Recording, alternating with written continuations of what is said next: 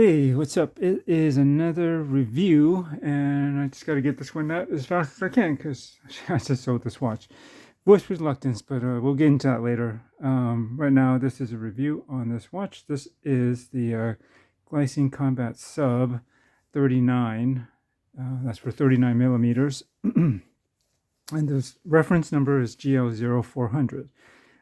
They came out with several colorways, and they're all really nice, really cool ones. But this one, I've been looking for a nice blue on blue watch, blue bezel, blue dial, one that's really blue, without the hint of green in it. I didn't want any kind of aqua or teal. I wanted straight up blue, and this one has that. And I love the fact that it actually has an aluminum bezel insert, which is actually what I prefer. I don't have anything against ceramic, but I just like the sheen and luster of aluminum bezel. It's really kind of its own thing, and I think to me visually that looks better, especially for a two watch. When you get into the ceramics, they're generally very shiny, and I don't know, it looks a little bit too, I wouldn't say blinged out, but just a little too shiny. It just wants something more matte. And yeah, this is a lovely dial. It's a great size. We'll just get into the specs real quick then.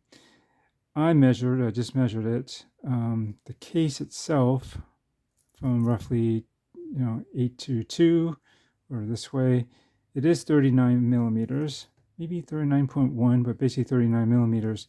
But when you measure the bezel, well, when I measure the bezel, it comes out to be 39.6. It's just because you can see the bezel protrudes just a little bit off of the case, but very, very little. Just like that's why it's only like about a half a millimeter difference. It's about 46 millimeters lug to lug, so very compact. It's got really nice downturn, as you can see, and most of I think all the Glycine Combat subline has always had a nice profile, like turned down in the lugs, even with the larger size watches, and even in the Airmans too. I mean, the people say that the lugs are a little bit long. They kind of can be, but they do angle down quite well. And additionally, the watches are usually quite thin compared to a lot of other watches. You can see the mid case isn't all that thick, but from crystal to the back, I just measured it. It's about I think it's just over 11 millimeters. Let me just check that again. It's not even 11 and a half. It's like 11.2 or 3. Yeah, see? So that's quite thin, and this is a 300 meter water resistant watch as well. Even though the original sizes for the combat subs were basically 42, they've had some, I believe, up to 45. I don't know. There's definitely different sizes, and even later on they made a 36, I believe. Yeah, so it's a bit smaller, and I think the 36 shares most of this details. It's just smaller, and I don't think most of the other larger combat subs have this kind of dial layout. Like, they look similar. It's very Submariner. It's very classic dive style, but what makes the difference here for me is that they added the inner 24-hour track, or actually, well, it's not truly 24 hours. It is like from 0 to 20 or 24 or 13 to 24, but you get what I mean. It's you can use that to tell like AM PM alternatively. And I was looking through the catalog, just doing some research, and yeah, the larger ones don't really have that. Only a select few. I think the ones with the Arabic numerals instead have that. But most of the other ones that have this Submariner style do not have that. Some reason I never noticed that before, but anyways, something to note. And I kind of like that. It gives it, since it's called the combat sub, it gives it that more kind of combat feel. It looks like more of a military use because it has that 24-hour numbering on the inside of the inner part of the dial right there. You can see. Excuse me. Yeah, so what else can I go into? Specs. Oh, let's see. We'll just measure the crown. I don't usually do that for some reason, but I guess I should start doing that. It is about 6.92, 6.9. So it's a pretty decent sized crown. It's got really good grip. It's very solid. You can screw down crown, obviously. Nice pop. They usually do. Very solid. There's no wiggle. Next position. Is that first or second? Do you consider that the first or second position? When you pop, isn't that technically the first position where you hand wind it? Anyways, the next position, we'll just say, right in the middle would be to set your date, but I'm not sure if it's AM or PM, so I never mess around with that until I check it. So the last one is to hack, and then that's where you set your time. And let's see. Good thing I didn't mess with the date. It's starting to turn. Nice snap over. Relatively quick compared to Seiko. Their movements generally tend to drag out that date turn quite long, as well as if they have a day indicator that gets it has to flip twice as well, because usually it's bilingual. So it's got to go through. If you have kanji, then it'll have to cycle through the English and then back to kanji for the next day. So there you go, and then it just screws down pretty well. I usually, just to be sure, I always backspin it, and I feel that slight click or drop. You can feel it, and then you know that the threads are in the right position, so that you don't have to worry about cross threading. Yeah, and it looks on really nice. Screw down case back. Since we're at it, the only thing is it's pretty standard class here. It works. 3 micro adjusts. It's rather generic. You've seen several other watches that have something like this. It is branded, but other than that, it's nothing that special, but it works. I believe it's likely this is stamped too. It doesn't look like it's something about this. It doesn't look like it's milled, but this is solid or milled scissor part of it, and push buttons here. So it's kind of a double lock system. Locks here, and the flip lock buttons to release. Okay, going to the case back, which I was going to. This is something a little bit different too. I haven't looked at the 36, but as far as I know, at least this one, the 36 might have this since it's similar design, but this is kind of new, having this manta ray here. I kind of like it. It's pretty cool. Usually it's got this like these double like 2 seals and maybe like a sword and a shield. I forget the exact logo, but on the other combat subs, it's a different design. It looks more of a logo, or like a kind of a patch or a design with again. There's like a seals, and I'm pretty sure there's a sword and maybe a shield. I forget. It looks like more of a military kind of design, but this is kind of cool. I like manta rays, and so this is kind of a plus for me. It's nicely engraved on the back, and it just says diving with excellence, Glycine combat sub, and gets some of the model number here, stainless steel, automatic, Sapphire, of course, up here, which is great. 30 ATM, so like I said, it's 300 meters water resistant, and yeah, solid end links. We're at it. Solid links. They are not screw pins. They are. I'm pretty sure they probably have a pin and collar system. Let me see. If not friction pins, but you just tap it out. As you can see, the arrows here. Tap it out in this direction. I'm trying to see. These may not be split pins. There's probably a collar in there because I don't see like the split in the middle here of the pin.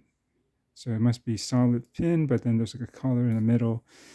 I have to look at my my extra links because I got to put it back on here.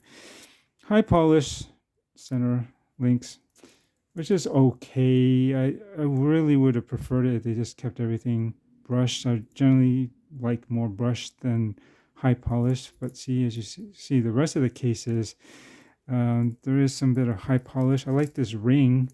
I like it when the dive watches have this kind of metal ring you see between the bezel and the sapphire. It's pretty cool like that. And yeah, so I don't know what this has got to be a name for that. Not everything has, but it's kind of a nice frame and in between area between the bezel and the crystal. It's just, I don't know, just frames it nicely like that. But other than that, yeah, it's, you can see it's mostly brushed. So I don't know why they this, except for a few areas. They just should have kept this brush. Would have been less prone to getting scratches. But it is what it is. It's it's a tool watch, so it will get scratched. It does have female end links, and it should bend over nicely like that. And what I was gonna say, that's pretty much it with this bracelet. It's 20 millimeter lug space, and obviously the bracelet at the top is 20, and it looks like it tapers down to, should be 18. It's not a dramatic taper, but we'll just kind of quickly check. Yeah, it's about 18. Showing 17.8, but basically 18. Down there, 120 click bidirectional. No, not bidirectional, unidirectional. And it's a really nice action. I mean, you see the grip here is nice, kind of coin edge. I think it's reminiscent of the Black Bay 58s. Somewhat similar, right? And this is a great alternative to that. Is that, it's 39 millimeters like that, 300 meters, which I believe are best the Tudor Black Bay, because that should be only 200 meters if I recall correctly. It's kind of, I guess I consider this more vintage style when they don't have the crown guard, so this is similar. Obviously the kind of Submariner style, very standard classic diver style. Does not have snowflake hands though, but it does have almost Mercedes hands, but it doesn't have that Mercedes, the three, spokes or whatever that would be inside the hour hand. It's just a solid like dot, which is fine. I don't need Mercedes hands, and I guess it kind of give it its own look. And definitely having it's just adding a couple of numbers, right? Or not just a couple, but the numbers right here where it can fit between 11 and 7 and 17, well, a.m. The hours, right? And between 1 and 5. Just adding that just gives it such a different character, I think. If you remove that, then it would definitely feel much more stronger to a Tudor or Rolex homage of some sort. But yeah, listen to that bezel. And it really clicks in nice and solid and cleanly. I think it's not the loosest bezel, it's not even the tightest, but it's just enough. See, it's not really, there's no back plates, and everything aligns up really good, perfectly.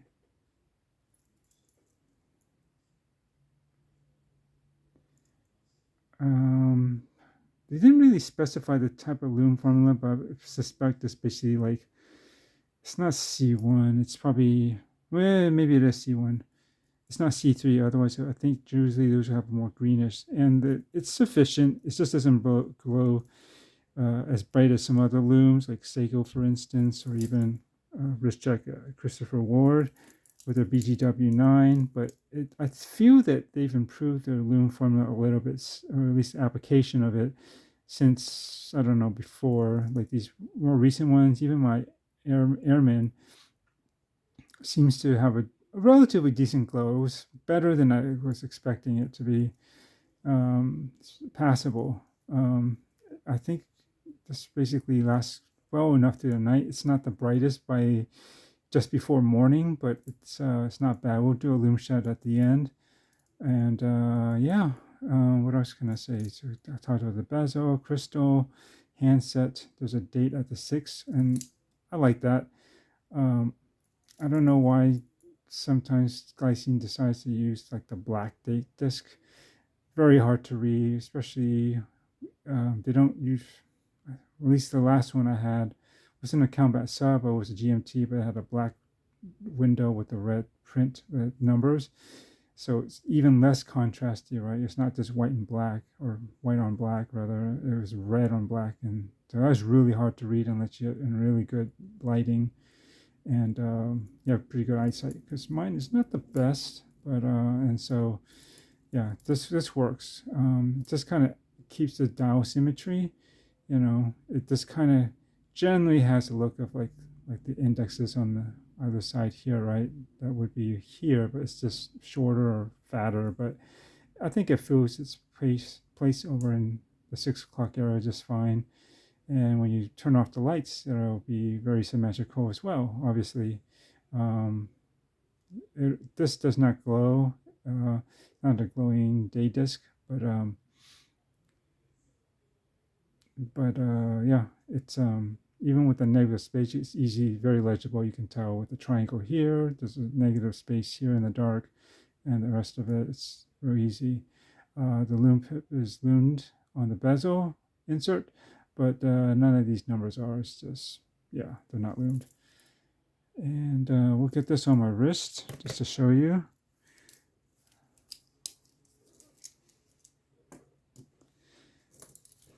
Actually, let me just put this down like that. And my wrist is just under 7 inches. So, and there we go.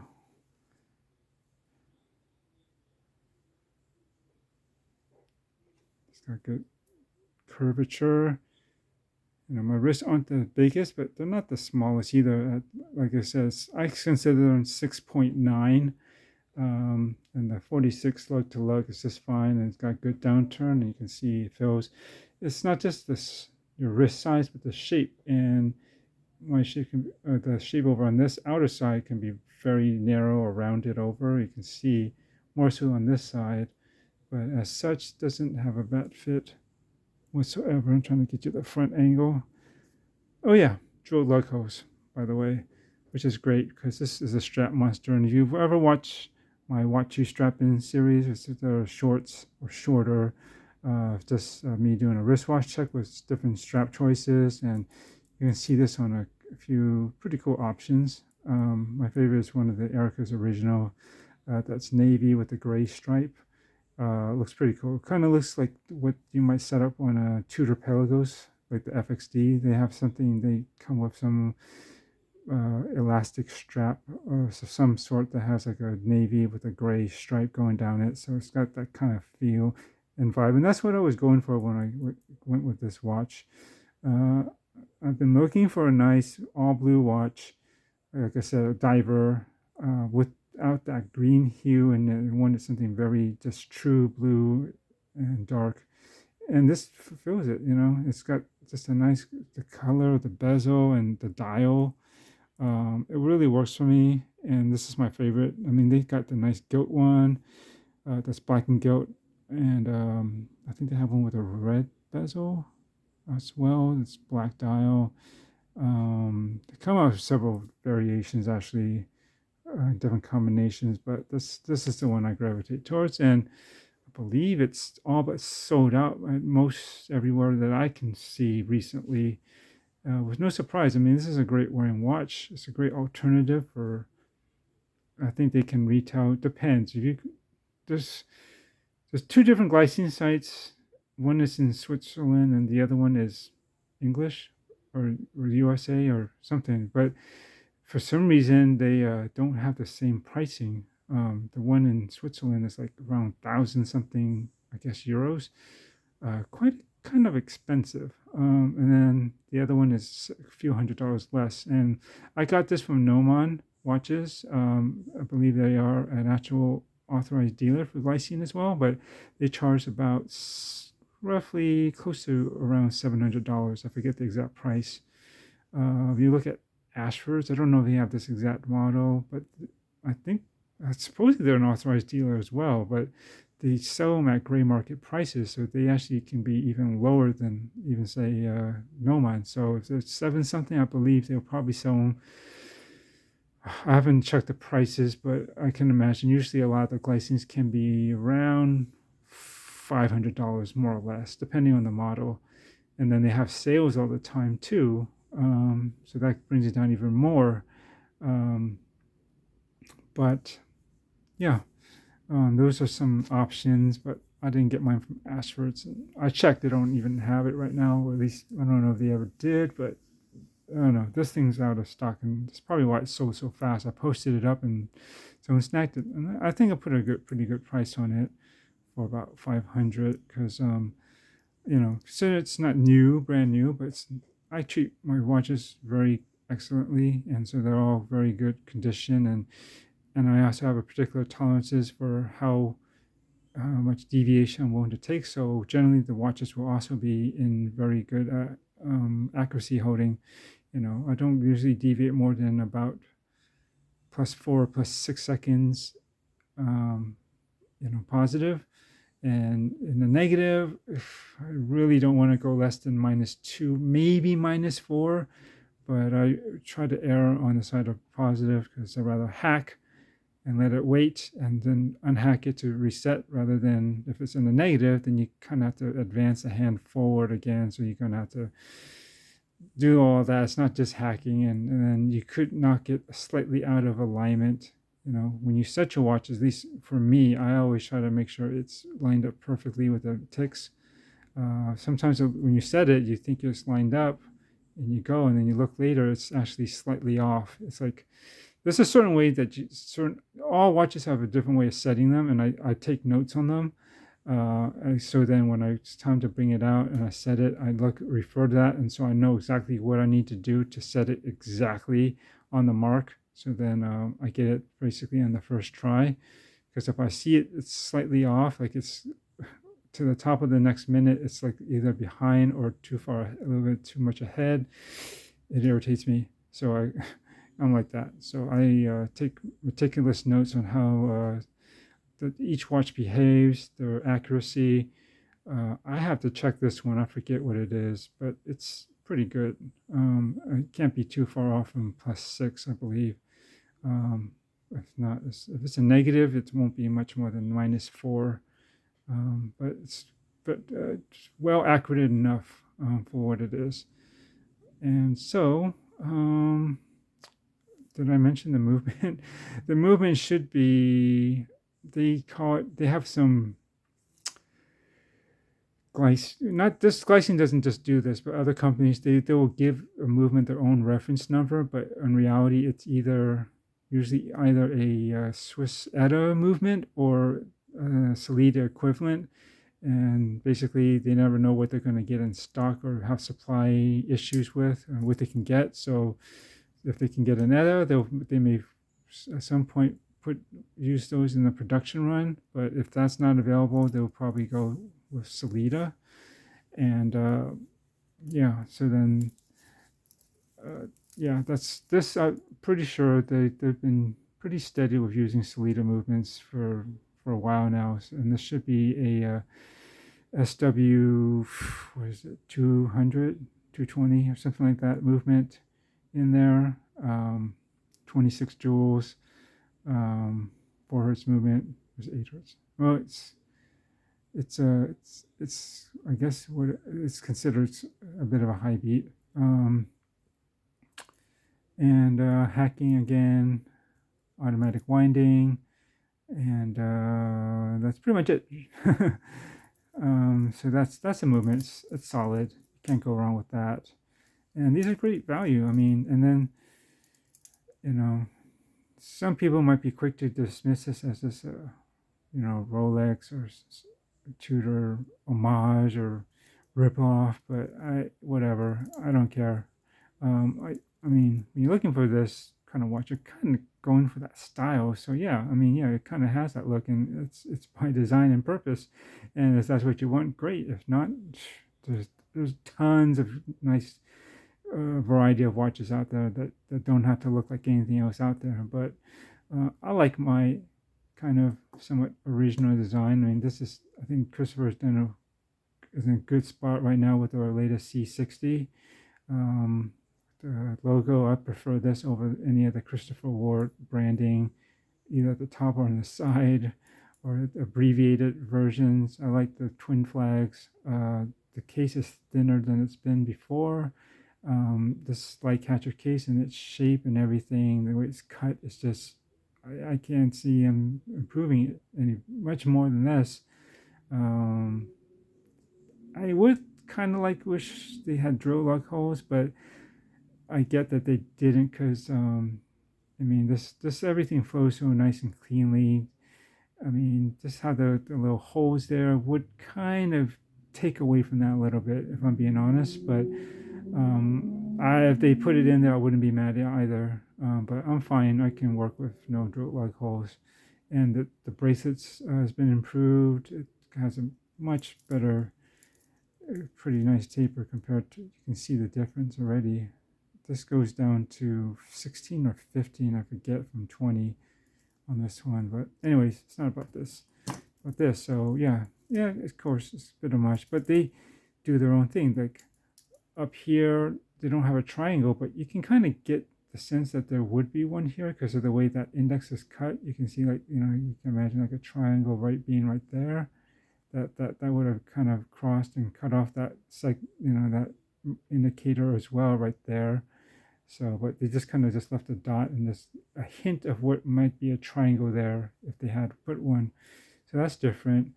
I don't think any of the Tudors, or at least not the Black Bay and Submariners, have like that frame that's around between the crystal and the bezel, which I really like too. So that's different. I think this is slightly different the way the coinage is done, but it's actually pretty close to the Black Bay, I think. But it works. It has just enough grip, as I showed you. Crown, and the dial is really, different. When the handset, yeah, kind of like Mercedes, sure, but it's not Mercedes. It doesn't have the Mercedes symbol in there, so it's not.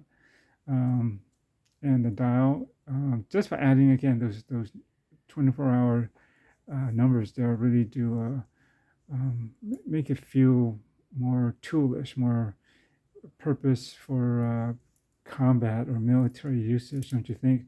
This might be still considered slightly blingy because it has the bit of a radiant dial and it's not just plain black, but who knows? I mean, um,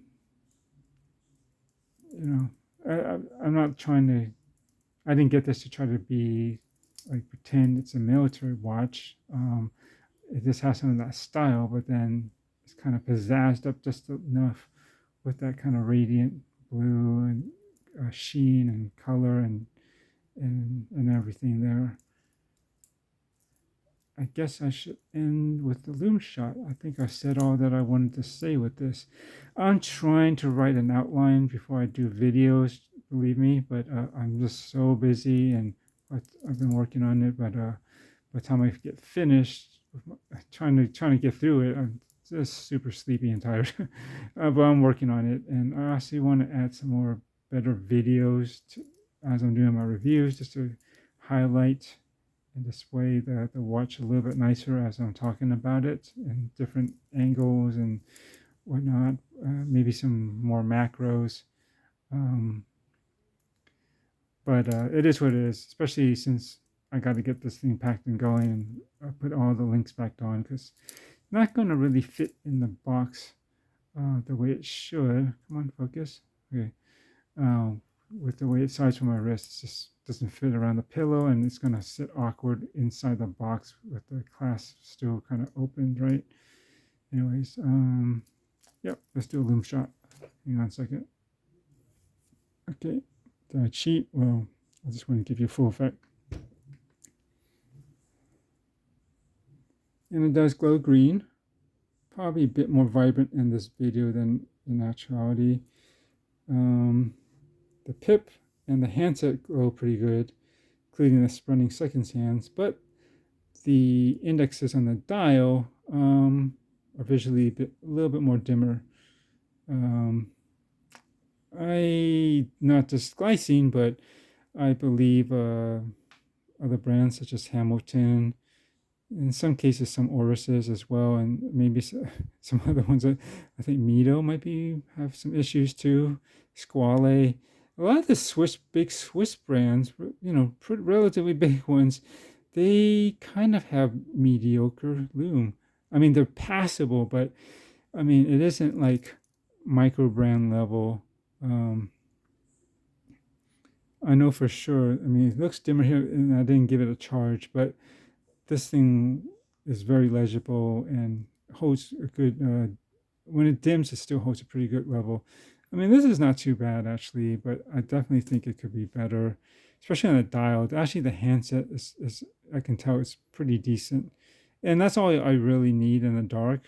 I can, if there was no indexes, I'd still be able to tell the time myself because I'm just familiar with all the hand positions, and you can get a good estimation, enough of a guesstimation based on the hand positions to know what time it is. But yeah, they could definitely use better loom. Um, and I don't know why these big brands that have been making watches for such a long time refuse to. It seems like they just do not want to improve it, even though the technology is obviously out there. Because like a ton of micro brands can do it a lot better than they can. But anyways, that's a loom shot. It's good. Not the best, but it is good enough. So back on lights. Sorry. So in conclusion, I say if you can get these at around, I think, not too crazy high, like roughly 700, I still think it's worth it. Swiss made, Glycine's a brand with heritage, and these watches are very well made. Great size, thin, got good love curvature. Um, Things align. The movement inside is Swiss is solid. Sapphire crystal, 300 meter release. This is 300 meters water resistance. Um, just a cool classic design, but they kind of did their own spin on it. Not totally, but I think enough here where it's. I think it can hold its own all right without. I wouldn't feel like kind of embarrassed or ashamed that this is trying to be something else. It's like, no, not exactly. I mean, there are similarities, and you could say, yeah, it's trying to be, I guess, a Black Bay 58 ish. But come on, they do look different. If you cannot see the difference, then well, I don't know. I can't help you. Yeah, but if you can get them slightly discounted, maybe gray market prices, roughly $500, definitely worth it. I really wish Drop, or what used to be Mass Drop, they did a lot. They focused on a lot of watches on there at one point. Oh gosh, that was probably the last time was at least sometime before the pandemic. So that must have been at least 3, 4, maybe 5 years. I forget. But there was a time they had lots of glycines on there, and they were really well priced. Um, and there was a lot of stuff out in the general gray market as well. But definitely on Drop, you can get some cool stuff. Hamiltons, even Mueller, a glass shoot Mueller, the German brand, very toolish watch. Yeah, there's a lot of stuff they had access to back then, and I wish they come back. Now it's all like, I think like mechanical keyboards or something like that, which I don't need to get into myself. But yeah, this is definitely an underrated brand. They still made in the same factory in Switzerland as the other glycines. It's the stigma around them being bought or by Invicta is really stupid. Some people bring that up. I'm like, whatever. Do you have any experience with these watches? Do you even know that they're made still in the same place? They just get some extra help in their funding to maintain making cool watches, great watches actually. There are some other designs that are a bit large or maybe not the best looking, admittedly, but they do have way more really usable, nice, cool designs. And yeah, I wouldn't let the whole Invicta thing relationship deter one from experiencing a glycine. I mean, it has little to no relevance in terms of the design and quality that you get from these. Yeah. Um, so yeah, ignore all that crap. Just like this type of stuff, go for it. Oh, quick last thing before I go. Why did I sell it? I just have too many watches and there's always something incoming, and I mostly get it for myself, but then it's also obviously for content, for just to do some video reviews and um, just to provide some more information and experience on uh, the particular watches I like, not necessarily that are hot or trending. That's not what it's about for me. I try to find stuff that I like, but there's sometimes they happen to be stuff that just came out. Like when I got this didn't come out that all that long ago before I got one. But no, it's not always the case. Some things, no, this is pretty current too.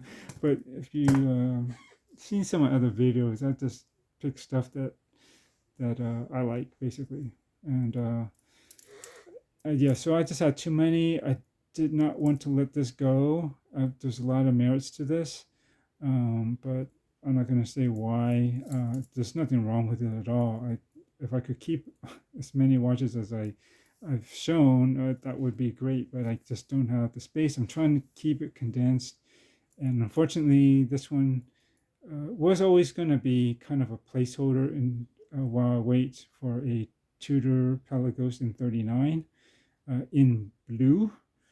And once that comes out, then I don't know if this will see much wrist time, but that's kind of what I was holding out for. I'm not saying that that's come out already. Not this time, not yet. This is end of 2022, but I'm sure, fairly sure, probably within the next year, we may see one. If not, it won't be all that long. A blue Pelagos in 39 is coming eventually. Or I might do an FXD, but I really would like to have it in the smaller size, and mostly because I want to be able to have it with that bracelet that it has, and it's got the adjustability, and yeah, that would be the ultimate package for me. I would prefer it on a bracelet, even though I would switch it out from time to time for other strap options, but that's what it. So yeah, that's why I'm just kind of letting this one go. I have some other stuff incoming, and presently I also don't have quite enough space to hang on to everything. So I got, and also the wrist time. After a certain point, I had to spend a few minutes just to recollect exactly which watches I have. I'm like out at work. I think about watches sometimes, and I think about my collection, and it takes me some time and I have to really list them out in my head or my fingers or somewhere to just kind of get a grip on which ones I have and how many. And so, yeah, when I struggle with that, then for me, it's not such a good thing anymore. So, yeah, it's going to hopefully a new home, or it is going to a new home, hopefully a happy new home. They should enjoy this one very much as I have. Again, you can't even, as far as I can tell, they're not even available anymore at this time. Who knows when production is? That's the thing with Glycine. They kind of have a run, and then all of a sudden, they seem to just kind of stop sometimes for a pretty, what seems long enough time. And when that happens, well, it's like, man, I really want to get it, and I can't. Like my Airman, the one that I have now, but I wanted to get my old one back, and then they were marked up too high in the secondary market, and there was never any new ones since I sold it. And I was like, what? That came out not too long ago, and it's not, doesn't seem like it's ever going to be available anymore. But it eventually did come back, but that was, feels like at least 3 years, at least 2 years since the one I had, and it's just, I don't know. So I'm rambling, a bit cut off. So thanks for watching, and I guess look for another review. I'm sure there's other stuff that's going, and I got to get some reviews out of them before I part with them. And as such, what should be coming up? I should be doing. Did I do my Zimby 16 review? Not really, but I should do that. No, I didn't, because I know I tried to take some videos of that. So gotta do that. I gotta do one of